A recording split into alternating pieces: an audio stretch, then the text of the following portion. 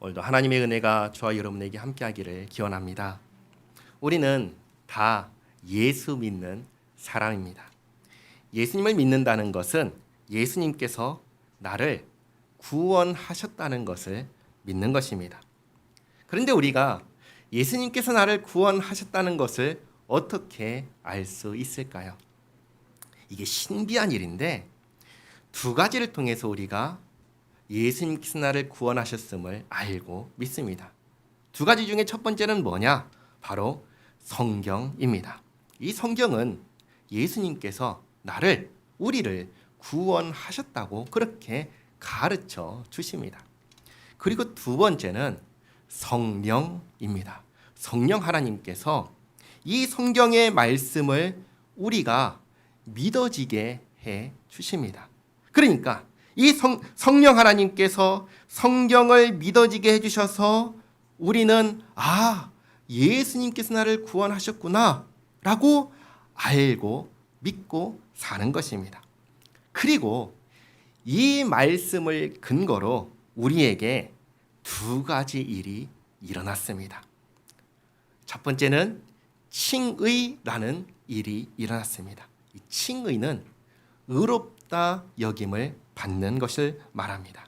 우리가 의로운 사람이라고 그렇게 여겨지게 되었습니다. 첫 번째 사건이고요. 그리고 두 번째 사건은 뭐냐면 양자됨입니다.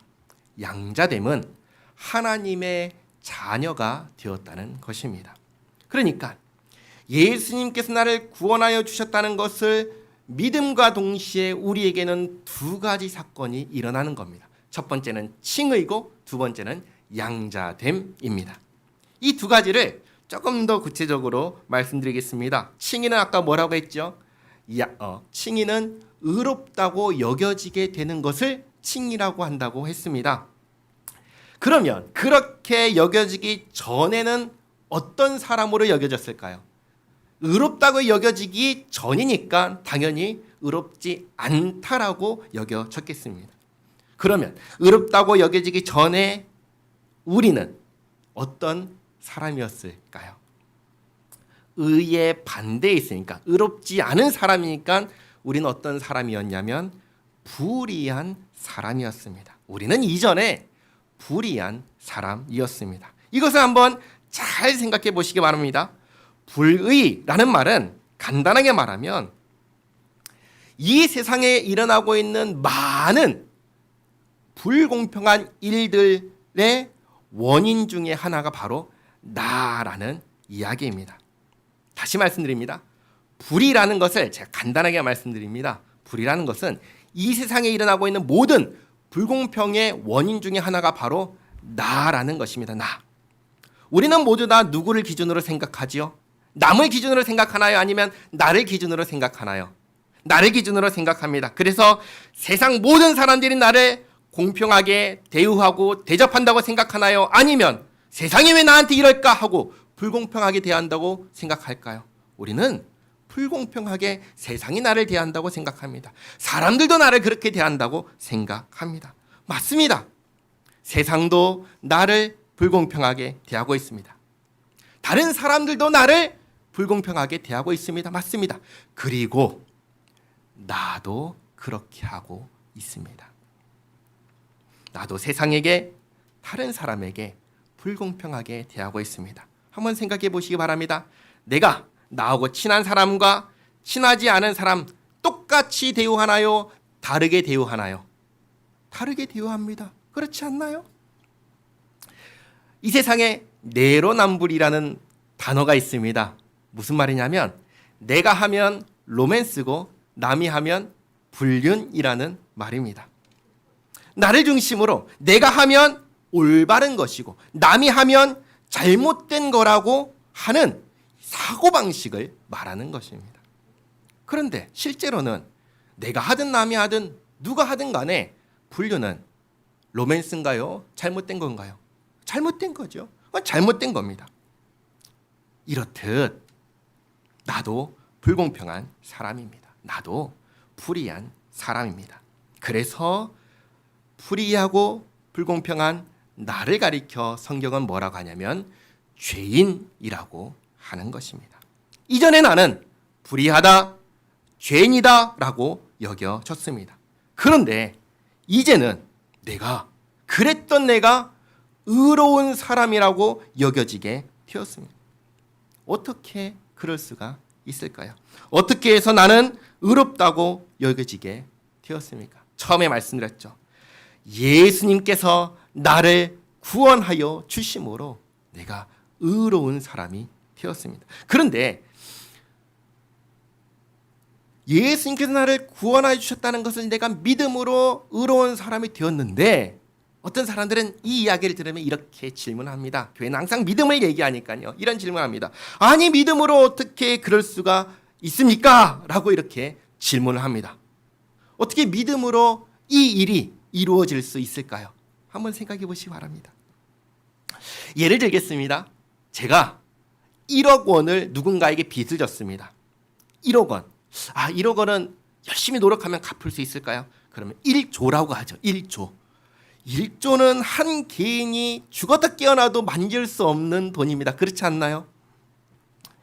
내가 누군가에게 1조라는 엄청난 돈을 빌렸습니다. 그럼 나는 그것을 갚아야 되나요? 먹고 도망가도 되나요? 갚아야죠. 그렇죠. 근데 나에게 갚을 능력이 있나요? 없나요? 없습니다. 없죠. 그런데 다른 누군가가 내 대신에 내가 갚아야 할 1조의 그 빚을 갚아준 겁니다. 그리고 나에게 와서 말합니다. 내가 대신 갚았어. 걱정 안 해도 돼. 이 이야기를 들었을 때 감사합니다 라고 하는 것이 바로 믿음이라는 것입니다. 이 소식을 받아들이는 것이 믿음입니다. 그래서 믿음으로 된다라고 말을 하는 것입니다. 그런데 어떤 사람이 또 이런 얘기를 할 겁니다. 아니, 그러면 안 믿으면 어떻게 될까요? 이렇게 말하는 사람이 있을 겁니다. 안 믿으면 어떻게 될까요? 이 질문에 대한 답은 사실 간단합니다. 믿지 않는 사람은 애초에 이 이야기에 관심이 없습니다. 안 믿는다는 것은 하나님의 은혜를 나는 필요 없다고 말하는 것입니다. 나는 하나님의 은혜가 필요하지 않으니 나를 대신해서 누군가가 1조의 그 빚을 갚아준다는 이야기 나는 필요 없으니 나는 안 받겠소 라고 하는 사람이 믿지 않는 사람입니다. 그러니까 믿지 않는 사람에게는 애시당초 이 이야기가 필요 없는 겁니다. 믿지 않는 사람은 자기의 힘과 자기의 능력과 자기의 노력으로 그것을 갚아 나가면 됩니다. 그러나 우리는 나 자신을 아는 사람입니다. 어떻게 합니까?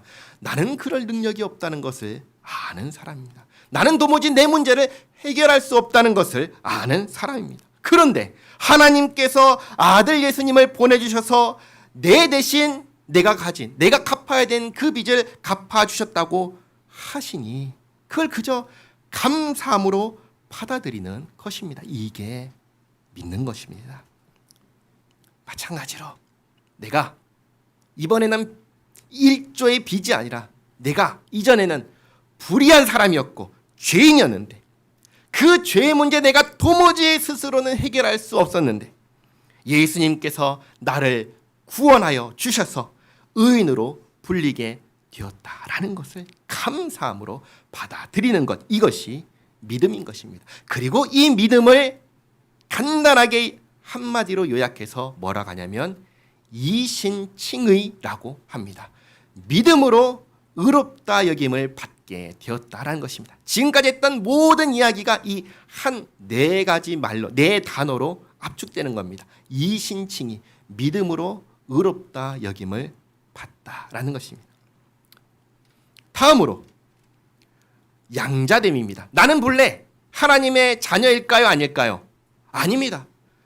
우리 중에 한 사람도 본래부터 태어날 때부터 하나님의 자녀였던 사람은 없습니다. 그럼 우리는 어떤 사람이었는가? 아까 뭐였죠? 불의한 사람이었다고 했죠. 죄인이라고 했죠. 그래서 우리는 날 때부터 진노의 자식이었습니다.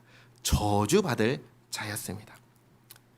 그러나 이 세상에 단 한 사람, 하나님의 자녀인 분이 계십니다. 그분이 누군지 아세요? 바로 예수 그리스도이십니다. 예수님만이 하나님의 유일하신 아들이십니다. 그러니까 이 예수님을 제외하고 이 세상에 어떤 사람들도 하나님의 자녀인 사람은 없고 모든 사람들이 다 어떤 사람이냐면 진노의 자식이요 저주받을 자였습니다. 그런데 그랬던 내가 하나님의 자녀가 된 겁니다. 하나님의 자녀가 아니었는데, 태어나기를 하나님의 자녀로 태어나지 않았는데 하나님의 자녀가 되었으니 나는 어떻게 자녀가 된 겁니까?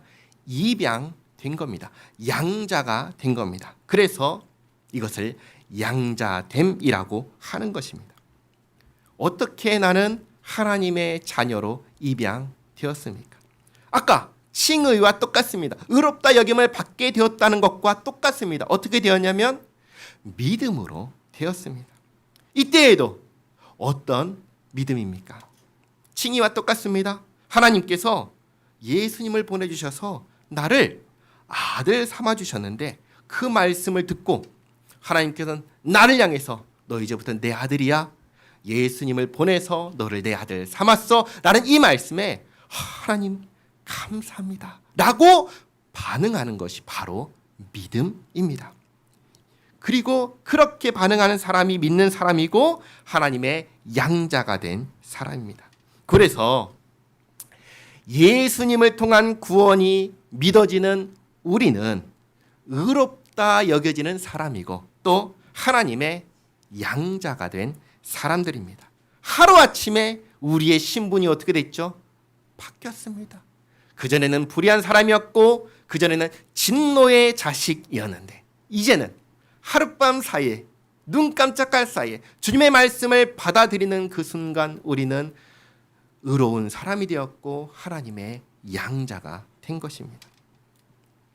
우리는 이렇게 신분이 바뀐 사람들입니다. 그러면 우리는 이 세상을 어떤 식으로 바라보고 있습니까? 우리는 이 세상을 어떤 방식으로 살아가고 있습니까? 이제 우리는 어떤 사람이 되었냐면 의인이요 하나님의 자녀가 되었으니 이제는 이 세상을 살아갈 때 우리는 어떻게 살아가야 되냐면 의인의 신분으로 살아가야 합니다. 하나님의 아들과 딸로서 이 세상을 살아가야 합니다. 자, 그러면 어떻게 하는 것이 그렇게 살아가는 것일까요? 이전과 지금의 가장 큰 차이가 있다면 뭘까요? 딱 한 가지입니다. 그 뭔지 아세요? 나에게 아버지가 생겼다는 사실입니다. 다시 말씀드립니다. 이전과 지금 가지는 가장 큰 차이점은 한 가지입니다. 아버지가 생겼다는 것입니다. 그것도 이 세상을 창조하신 분께서 내 아버지가 되어주신다는 사실입니다. 이것이 어떤 느낌인가? 예를 들겠습니다. 회사가 있습니다. 회사.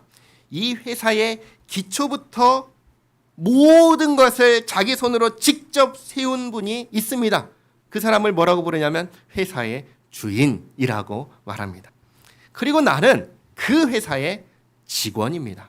나는 그 회사의 직원으로 사원으로 있을 때 이 회사가 나한테는 마음이 편하고 안락한 곳일까요? 아니면 늘 스트레스 받고 긴장해야 되는 곳일까요? 어떤 곳일까요? 이 회사가 내가 사원으로 있을 때 편안한 곳인가요? 불안한 곳인가요? 불안한 곳이죠. 그렇잖아요. 나는 이 회사의 주인이 아닙니다. 나는 이 회사에 일하러 온 사람입니다. 그러니까 내가 일을 제대로 하지 않으면 어떻게 되죠? 그 책임 고스란히 내가 짊어져야 됩니다. 내가 실수하고 내가 잘못하고 내가 실패하면 그 책임 누가 져야 되죠? 내가 책임져야 됩니다. 회사는 결코 나에게 편안한 곳, 안락한 곳일 수 없습니다. 늘 스트레스 받고. 그러나 회사 안 가고 살 수 있나요? 일하지 않고 살 수 있나요? 없잖아요. 그러니까 살기 위해서 어떻게든 몸부림치고 애써야 하는 곳이 그 회사였습니다. 그런데 어느 날 그 회사의 주인이 나를 양자 삼는 것입니다. 도무지 말이 안 되죠? 이유를 알 수가 없어요. 내가 무슨 회사에 엄청난 기여를 했거나 잘한 것이 있어서 그러면 그래서 그렇구나라고 납득을 하겠는데 그런 일이 전혀 없습니다. 나에게서 어떠한 이유를 찾을 수가 없는데 회사의 주인이 나를 아들 삼아 주셨습니다. 그리고 그 순간 회사는 더 이상 나에게 여전히 불안한 곳일까요? 불안하지 않은 곳이 되었을까요? 이제는 회사가 더 이상 나에게 불안한 곳이 아닙니다. 왜 그럴까요? 회사의 주인이 내 아버지가 되시기 때문입니다. 물론 나는 회사의 주인은 아닙니다. 나는 내가 일을 해도 아버지처럼 할 수는 없습니다. 그러나 나는 어떤 사람이죠? 아버지의 아들입니다. 나는 여전히 업무에 미숙합니다. 그래서 여전히 실수합니다. 잘못도 하고 실패도 합니다. 그러나 내 아버지께서 그걸 그냥 두지 않으십니다. 나에게 네가 잘못했으니까 네가 책임져라고 안 하십니다. 아버지가 계시니까 아버지께서 대신 책임져 주십니다. 그래서 내가 저지른 실수를 가지고 아버지께서는 그것을 사용하셔서 나를 성장하게 하십니다. 나의 잘못과 실패를 가지고 오히려 회사의 유익이 되게 하십니다. 회사의 기초부터 지금까지 세워온 회사의 주인이신 아버지는 충분히 그렇게 하실 수 있는 지혜와 능력이 있으시기 때문입니다. 그렇기에 나는 나의 아버지가 계시기에 아버지의 회사에서 안심하며 내 일을 할 수 있습니다. 이게 아버지가 계신다는 의미입니다. 이것을 우리의 현실로 돌아와서 나를 자녀 삼으신 아버지는 어떤 분이신가요? 이 세상을 창조하신 창조주이십니다. 이 세상의 주인이십니다. 가장 지혜롭고 가장 능력 많으신 분이 우리의 하나님이십니다. 그리고 웬일인지 왜 은혜인지 우리는 도무지 까닭을 알 수 없지만 우리를 자녀 삼아 주셨습니다. 그리고 이 세상에서 하나님의 아들과 딸로서 살게 해 주셨습니다. 그 이후로 여전히 나는 이 세상을 살아갑니다. 이전과 같이 살아갑니다. 그런데 달라진 것이 있습니다. 나는 아버지의 아들이 되었으니 아버지께서 창조하신 세상의 아들로서 살아가게 되었다는 것입니다. 그러니 나는 이 세상을 두려워할 필요가 있을까요? 없을까요? 필요가 없습니다. 두려워할 필요가 없습니다. 왜죠? 이 세상의 주인이 누구시죠? 나의 아버지시니까. 나는 더 이상 이 세상을 살아갈 때 이전과 같이 불안과 공포에 떨면서 살지 않아도 되게 된 것입니다. 그리고 내 삶을 이제는 누가 책임져 주십니까? 내가 책임지지 않습니다. 이제는 하나님 아버지께서 책임져 주십니다. 내가 살면서 저지르는 모든 실수, 잘못, 실패를 하나님께서 방치하지 않으십니다. 잘못된 것은 바로잡아 주시고 부족한 것은 채워주시면서 모든 것이 합력하여 선을 이루게 해 주십니다. 아버지께서 이렇게 해주시니 나는 이제 이 세상을 살아갈 때 여전히 불안에 떨면서 살까요? 아니면 안심하며 살 수 있을까요? 안심하며 살 수 있는 겁니다.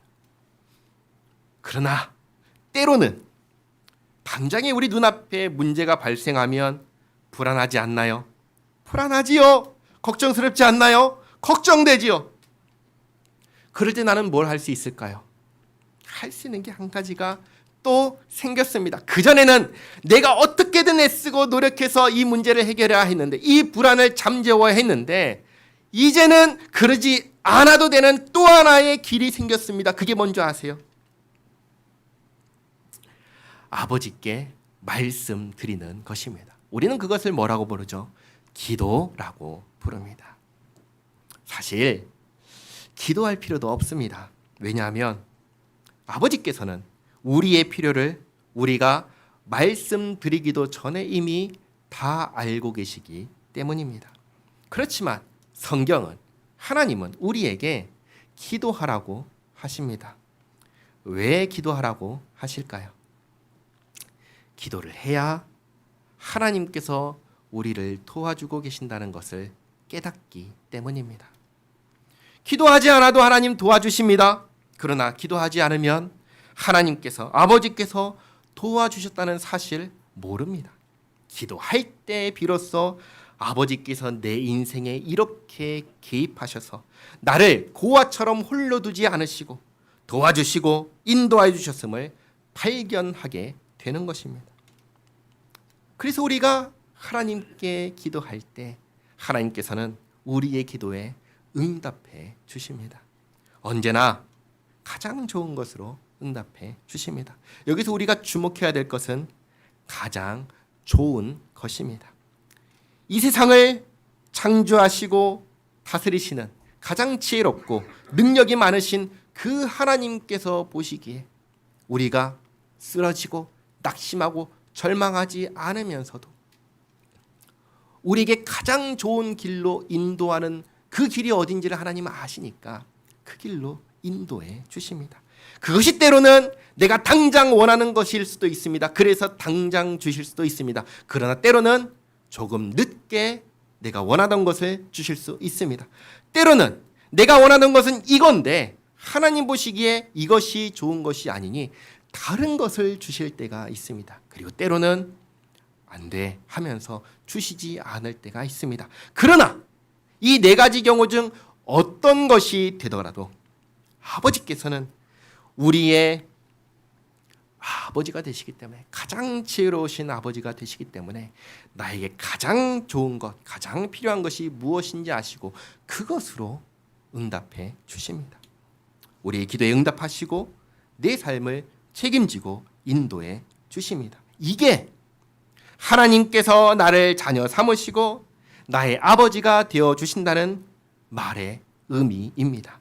그리고 나는 이제는 의로운 하나님의 자녀로서 이 세상에서 이러한 방식으로 이제 살아가게 된 사람들입니다.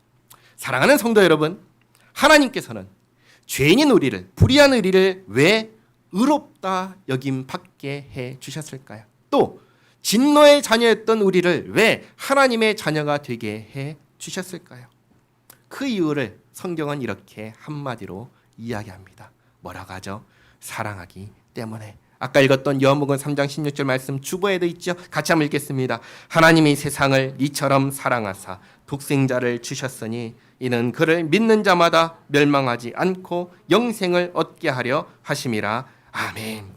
우리는 어떤 사람들입니까? 우리는 이 세상을 창조하신 하나님께로부터 사랑받는 사람들입니다. 아니요, 나는 내 몸이 이렇게 안 좋아요. 내 재정 가정의 형편이 이렇게 안 좋아요. 내 삶에 이러한 어려움이 있어요. 그런데 어떻게 하나님께서 나를 사랑하신다고 말할 수 있습니까?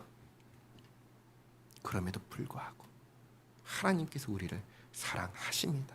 사랑하시면서 지금의 삶이 끝이 아니라 이 삶을 보다 풍요롭게, 보다 풍성하게 오늘 기도할 때 말씀드렸던 것처럼 평안과 미래와 소망을 주기 위한 길로 인도하고 계십니다. 우리는 그것을 믿는 사람들입니다. 하나님께서 우리를 사랑하셔서 아들 예수님을 보내주셔서 우리가 치러야 하는 죄값을 다 치르게 하시고 진노의 자식이었던 우리를 하나님의 자녀가 되게 해주셨습니다. 이것이 얼마나 엄청난 일인지, 얼마나 감사한 일인지, 얼마나 복된 일인지를 우리가 이 말씀을 듣고 돌아가면서 우리의 삶을 통하여서 확인할 수 있기를 바랍니다. 그리하여 예수 믿는 사람으로, 하나님의 자녀로 이 세상에서 정말 행복하게 복되게 살아가는 우리 모두가 되기를 바랍니다. 기도하겠습니다. 하나님 감사합니다. 우리를 사랑하셔서 우리에게 믿음을 주셔서 우리를 구원하겠다 하신 말씀을 믿게 하시고 또 그 믿음을 통하여 의롭다 여김을 받게 하시고 하나님의 자녀가 되게 하심에 감사드립니다. 우리가 이제 하나님의 자녀로 하나님께서 창조하신 이 세상을 살아갈 때 아버지의 자녀답게 살기를 원합니다. 우리에게 주시는 아버지의 말씀 늘 가까이 하게 하시고 우리에게 주어진 현실을 성실하게 감당하며 살게 하옵소서. 또 우리가 감당하기 어려운 일들 늘 아버지께 말씀드리며 아버지의 인도하심을 받으며 살아가는 우리 모두의 삶이 되게 하옵소서. 참으로 이 세상이 모르는 예수님 안에서 주신 복을 누리며 살아가는 우리 모두가 되게 하옵시고 우리를 통하여 주님의 그 크신 은혜와 사랑이 널리 전하여지게 하옵소서.